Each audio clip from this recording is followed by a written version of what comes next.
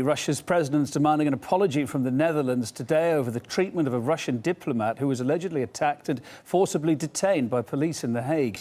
The diplomat was reportedly beaten, handcuffed and brought to a police station to be released shortly afterwards. It comes as other issues spark a diplomatic spat between the two countries. RT's Rina Galushka reports. It's a rather murky story, but mostly the information is coming from the diplomat himself and the Ministry of Foreign Affairs.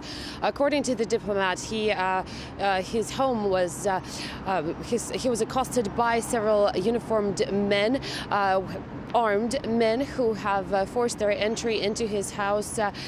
He had received a blow on his head with a baton. The police allegedly have said that they have received some information alleging that the diplomat was mistreating his children. Afterwards, the diplomat says he, along with his children, was taken into custody and kept there for several hours. Now, this story has reached the highest ranks of the Russian government, with the Russian President Vladimir Putin reacting in this way to the situation. Let's have a listen. This is a flagrant violation of the Vienna Convention.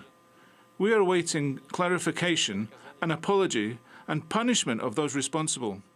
Our reaction depends on how the Dutch side will behave.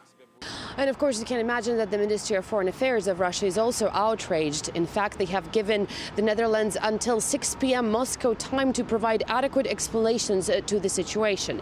Now, this comes against the backdrop of already strained relations between Moscow and The Hague and Amsterdam, in lieu of the recent developments with the Greenpeace vessel, the Arctic Sunrise, which of course has been in waters under the Dutch flag. The Russian Ministry of Foreign Affairs have said that they have had issues with the vessel for quite some time.